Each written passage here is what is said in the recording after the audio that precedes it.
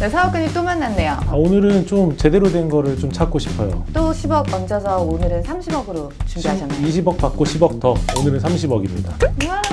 사업가님 저 뭐 좀 달라진 거 없나요? 머리를 좀 더 다듬었습니다. 네, 아니 지난 영상을 보니까 좀 요즘에 뭐 실현당했어요? 우리 구독자분들한테 신선한 모습을 보여드리고자 매주 컨셉을 좀 달라서 다르게 하시는 것 같은데 저도 다음번에 촬영할 때는 좀 컨셉을 다르게 네 지금보다 뭘 더 어떻게 하시겠다는 거죠? 확실하게 다르겠죠. 30억으로 살 수 있는 건물 현금 30억으로 과연 어떤 건물을 살 수 있을까? 오늘 개봉합니다. 오늘 첫 번째로 보여드릴 건물은 사업가님 송파구 좋아하시나요? 이 건물은 한번 보시면 현금 30억으로 93억을 매기는 겁니까? 아니요 그러면요? 충분히 사실 수 있습니다. 탁감이 91억까지 나오는 그렇지. 건물입니다. 현금 30억이면 한 100억 정도는 살 수 있죠. 요즘 한 70% 대출은 누구나 하는 거니까. 그래서 위치를 보여드릴게요. 문정역 도보 1분 대로변의 건물이고요. 문정역에서 1분 거리. 근데 여기 법조타운이 들어오지 않았나요? 맞습니다. 네. 근데 문정동 법조타운이 들어오고 나서 문정동의 행방은 어떻게 됐나요? 이 문정역 왼쪽으로 그렇죠. 오피스들이 많이 들어오면서 유동인구가 상당히 많이 늘어나고요. 근데 보통 저렇게 큰 대로변을 접한 경우 반대편에 엄청난 그런 메가 오피스가 들어오면 건너편으로 잘 안 넘어가거든요. 그래서 옆에 있는 상권이 오히려 더 죽는 그런 효과가 나오지 않았나라는 걱정을 하는데 어떻게 생각하시나요? 사실 왼쪽에 이렇게 대형 오피스들이 들어오기 전부터 네. 이 오른쪽도 딱히 큰 상권이 형성된 곳은 아닙니다.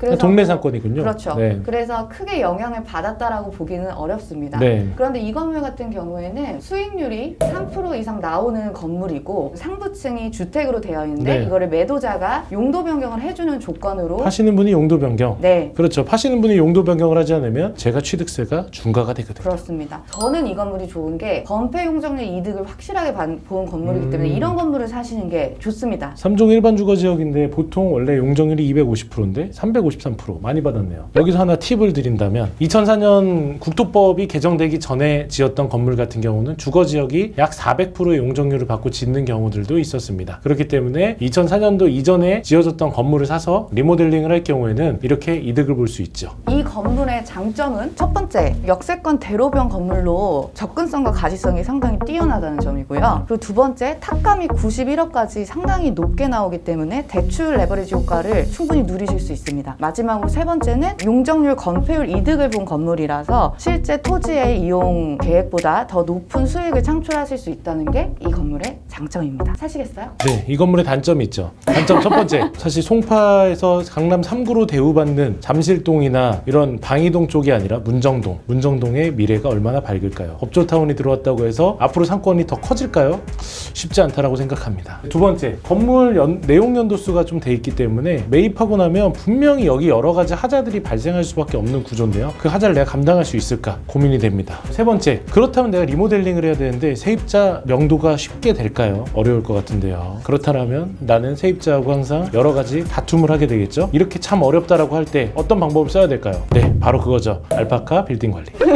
네. 그래서 뭐 이 건물 우선은 그럼 보류하시겠습니까? 제 타입하고는 좀 안 맞네요. 그냥 이런 건물은 보통 어떤 분들이 사냐면 안정적으로 임대 수익을 받고 싶은데 강남 3구를 벗어나기 싫다. 이런 분들이 매입하기는 좋은 것 같은데 저의 약간 도전적인 의지와는 다른 컨셉인 것 같습니다. 그러면 패스! 사업가님, 네. 강남구로 왔습니다. 강남구에 있는 96억 5천 건물입니다. 이 건물은 딱 사진만 보셔도 어떠세요? 코너에 있네요. 반듯하네요. 이 건물 같은 경우에도 탁감가가 상당히 높게 나온 건물입니다. 지금 30억으로 90억대까지 보신다는 거는 네. 대출이 잘 나오는 건물을 사셔야 된다는 건데 주위에서 보셔야 될 게 탁감가랑 매가랑 큰 차이가 없는 물건들이 네. 유심하게 보시는 게 좋아요. 이 건물도 탁감가랑 매가 차이가 별로 없고요. 여기는 지금 수서역과 대청역 사이에 있는 코너의 대형 건물이고 네. 조용하기 때문에 사업용으로 상당히 사무실 임대가 많이 되고 있는 건물이에요. 이 건물의 장점은 첫 번째, 딱 보시면 아시겠지만 건물이 리모델링 하기에 아주 딱 좋은 건물입니다. 딱 좋아.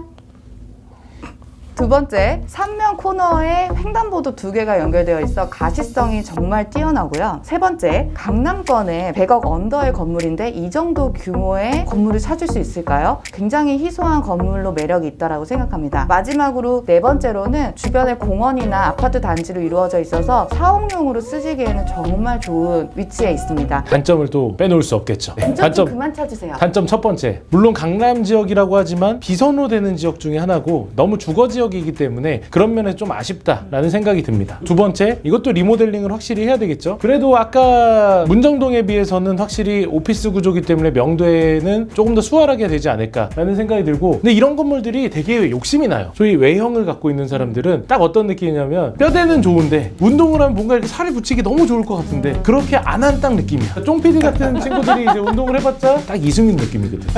아니 근데 이거는 너무 쫑PD를 깠나? 편집될 것 같은데요? 안돼 이런 거 아니 농담입니다. 네, 아무튼 이게 뼈대가 워낙에 좋은 건물이다 보니 리모델링을 하면 상당히 기대가 되는 건물인데 리모델링을 어떻게 할까 참 고민이 됩니다. 그리고 저도 사실 이런 곳에다가 사옥이나 병원이나 학원을 하고 싶은데 왜냐면 너무 좋잖아. 그거를 목적으로 하지 않으면 그렇게 매력적인가라는 생각은 들어요. 근데 내가 직접 쓰는 목적이라고 하면 되게 괜찮을 것 같은데 저는 여기다 쓰지 않을 거기 때문에 이 물건도 패스를 하겠습니다. 패스! 오늘의 세 번째 건물입니다. 네, 세 번째는 뭐죠? 노년으로 가시죠. 논현동. 6m 4m 코너 건물이 네. 65억 원이고요. 95억 원인데 65, 30원 할인해주나? 아 죄송합니다. 네. 95억 원이고 평당가가 1억이 약간 넘는. 열심히 일하셨나봐요. 지금 눈이 와 있네. 눈이 오는데도 저희 직원들은 네. 눈이 올까요? 죄송합니다. 네. 정말 힘드네요. 네. 이 건물 같은 경우에는 노년역으로 올라가는 그 길목 메인이거든요. 여기가 9호선이 들어오면서 상권이 굉장히 더 좋아졌고 신분당선이 개통이 되면 신노년역 역시 굉장히 좋아질 거라고 생각이 들어요. 그래서 신노년역과 노년역 사이에 아직 저평가되어 있는 그곳도 우리가 충분히 공략해 볼 수 있는 지역이라고 생각은 하는데 아직까지는 상권이 먹자 상권으로만 형성이 돼 있죠. 근데 오피스도 분명히 발전할 거라는 생각을 조금 하고 봅니다. 1층에 이제 근생 들어오고 네. 위에 업무시설 같은 거 들어오면서 말씀하신 대로 충분히 확장될 가능성이 높은 지역이고 이런 지역에 차라리 저는 리모델링할 건물을 사서 리모델링하면 너무 좋을 것 같아요. 신분당선이 오픈하기 전에 사서 오픈하고 나서 파는. 타이밍이 중요하니까. 그죠, 타이밍. 네. 인생은 타이밍이죠. 네. 네. 이 건물의 장점은 첫 번째 먹자 상권에 위치한 안정적인 수익을 누릴 수 있는 건물이라는 점이고요. 두 번째 08년도에 신축이 돼서 건물 상태가 상당히 깔끔하게 유지가 되어 있습니다. 마지막으로 세 번째로는 신노년역이 9호선과 함께 신분당선까지 개통되는 호재가 있기 때문에 여러모로 그 상권의 발달이 계속 기대가 되는 곳이라는 점에서 추천드리고 싶습니다. 근데 이 건물의 단점 08년도 건물인데 제가 생각할 땐 90년도 건물 스타일이에요. 건물이 굉장히 올드하다는 거죠. 차라리 조금 더 전에 지어가지고 용적률을 더 받은 느낌의 건물을 사는 게 더 좋지 않을까라는 생각이 드는. 그리고 두 번째, 이 건물도 08년도지만 리모델링을 안 하면 다른 임대 구성하기 힘든 건물 스타일이에요. 창이 너무 조금 나 있죠? 저 창을 다 잘라버려가지고 창을 넓게 내야 되는데 그런데 공사비가 좀 추가로 들 것 같다라는 생각을 합니다. 그리고 세 번째, 단점이 특별히 없는데요. 그 외에는 그게 단점인 것 같습니다. 저게 무슨 말씀이세요? 그냥 사기 싫다는 거죠. 아, 네. 그러면 패스해주세요. 지금 세 번째 사업가님 만나보니까 약간 스타일을 조금 알 것 같거든요. 어떤 스타일? 도전 정신, 신축! 저는 어떤 스타일이냐면 불도저 같이 밀어버리는 거 좋아합니다. 사업가님 방금 너무 무서웠어요. 무서웠어요? 네. 부단태입니다.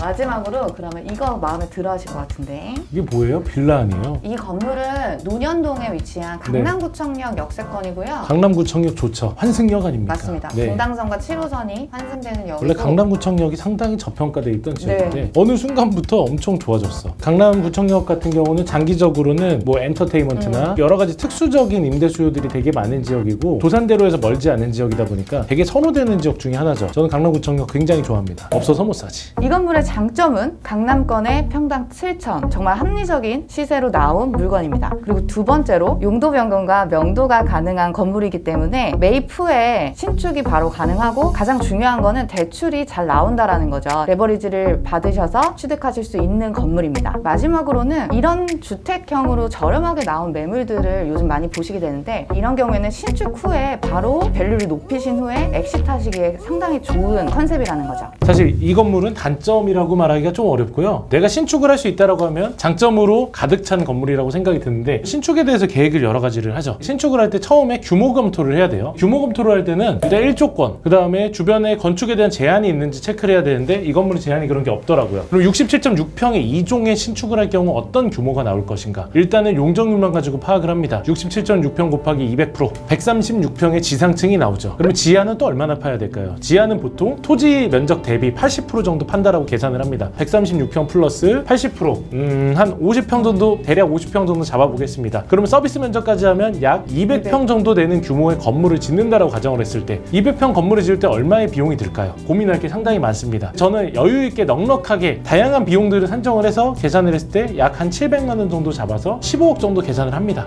왜냐하면 이자가 들거든요. 1년 동안 내가 공사를 열심히 하는 동안 이자가 나가. 제가 최근에 건물을 짓고 있는데 한 달에 이자가 470만 원씩 나가는데요.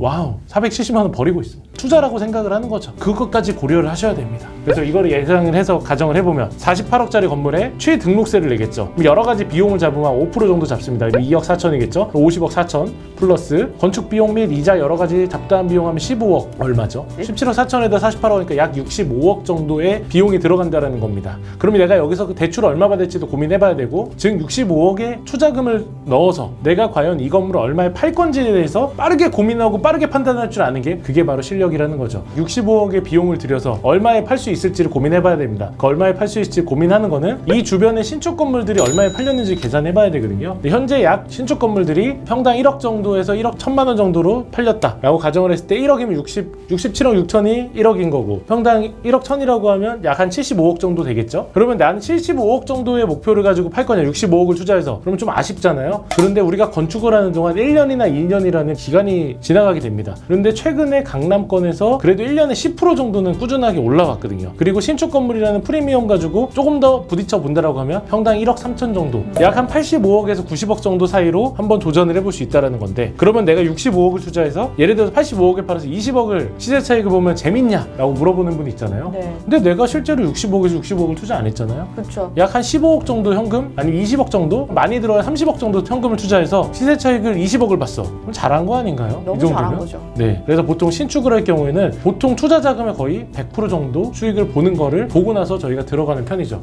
저는 이런 신축할 수 있는 건물들이 너무 마음에 드는데, 사실 이런 건물은 20억 가지고도 충분히 지을 수 있습니다. 그러니까 저의 선택은 뭔지 아십니까? 무엇이죠? 더 큰 걸로 가시죠. 다음번엔 40억 들고 오겠습니다. 10억 더 붙여서 40억으로 살 수 있는 100억대 초반의 건물이 어떤 게 있는지 그걸 한번 저는 보고 싶어서 지치신 것 같은데요. 아닙니다. 그러면 전 할 꼭- 수 있습니다. 꼭 할 수 있어 이거 한번 해주세요. 할 수 있어.